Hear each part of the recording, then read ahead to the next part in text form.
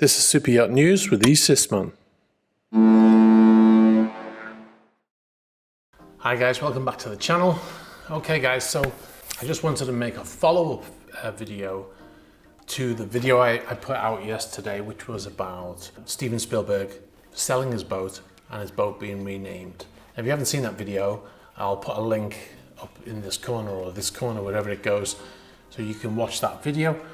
This is a follow-up. But in the meantime, as I was about to start to record it, I found out some new information on a different subject, so I'm going to run with that first. So you might remember a story that I've been running for the last few years about the motor yacht Luna. It was in the middle of a big divorce battle between Farhad Akhmedov and his ex-wife, Ms. Akhmedova. I don't remember her first name right now. Anyway, that suit was settled recently, and he had a big win, to be honest, because he was originally ordered by the court to pay over £400 million in sterling to his ex-wife, 450 million I think it was, and they battled over it for 3 years. As part of that battle, the yacht was seized in Dubai, and it's been there ever since. It's been there for 3 years. It was seized, I believe it was seized on or around Valentine's Day on 2018. And it's 2021 now, so it's been there quite a while. There's been a lot of stuff going on there over the last few years to do with the court battle between those two, between the owner and his ex-wife. Something that I haven't really covered that much because I didn't have an awful lot of information about it, but was what was actually happening on board with the crew. The crew were, when the vessel was first arrested in Dubai, they're allowed to take people's passports, and all of the crew lost their passports. It was seized. We had British Seamen's Unions getting involved in that to get that recovered. At some point in time, they required assistance for basic things like food and stuff. They weren't allowed to leave the vessel. Some of them were trapped on board for months at a time. It was a very, very bad situation. The great news is they had a massive turnover of crew on that boat, I understand, over that period, which is not unsurprising because who would want to go back to that, right? But the great news is that lawsuit was settled. In actual fact, they came to an arrangement where he's going to pay her about £125 million, which is a big difference to what he was originally meant to pay her. So it's a win in a way for him, but it's 3 years of misery, and he hasn't had his boat for 3 years, and he's in his 60s. So it depends on how you look at it, whether it's a win or not.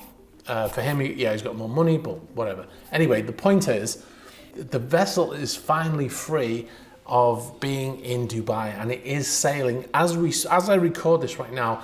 It's sailing northbound through the Suez Canal. Earlier today, when I saw that it was moving, it was in the Great Bitter Lake, which is pretty much in the middle of the Suez Canal. The canal basically runs into this lake, and that's where a lot of vessels will sail halfway through, and they'll sit there, and then because there's obviously not enough room for traffic in both directions for the most part.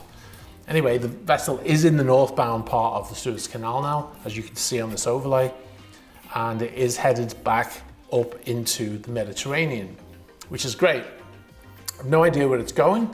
It's possible, because it's winter now, so it's possible that it's just going to come back up and go where it's normally anchored, or it used to normally be anchored in Cap Ferrat for the owner, has an estate there. It's been in Dubai for 3 years. It's a good possibility that it might be just entering the Med to go right through to Gibraltar, refuel, and then head up to Germany for a refit. That's another possibility, because it's being sat in the same location, as far as I know, in Dubai without any refit for 3 years. And obviously when the owner thought he was going to lose his yacht, he's not going to be spending money on it, right? So it probably needs a good refit.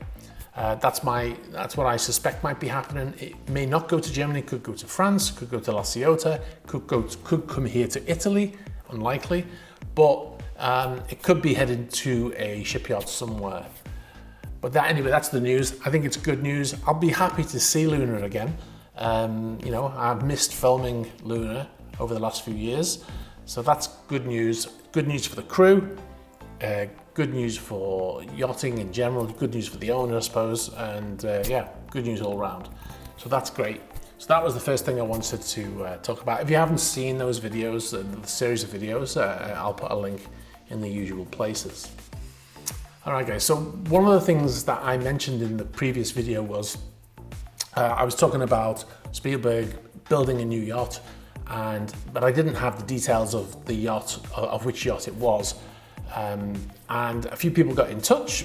Some of them had some clout in the industry, and they told me that the vessel that he is building is called Y720. That's a project name, or a build number from Oceanco Shipyard, right? Oceanco Shipyard. It's a 109 meter build, or 350 something feet, 355 feet. And it is currently in building in the Netherlands at this location, which is believed to be a brand new location for Oceanco. I'll put the name on the screen. I have no idea how to pronounce this, so I'm sure someone will come along and tell me. But anyway, it's in build at this location, and it is due to be delivered in 2021. Now, that might have, because that information I got is quite old, from 2020, so I don't know if that is still the case. But it is, it's either due this year or next year, so it is quite close to completion. So that's good news, because it's got a full crew there now, so hopefully they're already on board. Also, I've got some footage here of Man of Steel in Gibraltar. It arrived in Gibraltar today for refueling. I don't know where it's heading next. One other thing I forgot to mention in the previous video is when I showed the name Man of Steel on the stern of the vessel, I forgot to mention that it still has the tape on the sign. So the white tape that's on there, that would be peeled off, and it will be chrome underneath. It'll probably be backlit as well. But they just haven't peeled that off yet. So they're doing an Atlantic crossing. So they've left it on for that. That's what I think, because that's what some vessels that I've worked on have done in the past when you've been crossing the Atlantic. In fact, on some vessels I've been on, we've actually taken the signs off when we've crossed the Atlantic, because we don't want them to get damaged, because they've got LEDs in the back of them and stuff like that. But anyway, this footage here is from Gibraltar Yachting. Be sure to check him out. He's got a full video of Man of Steel arriving in Gibraltar. Be sure to check him out. I'll put links in all the normal places. Be sure to subscribe to his channel as well. He has some great footage of some of the biggest super yachts. And he's particularly busy at this time of year, because a lot of the vessels leave the Med and head out to the Caribbean. So yeah, be sure to check him out. And thanks very much for watching, and I'll catch you next time. All right, bye-bye. If you have any yachting news, please get in touch and subscribe for updates.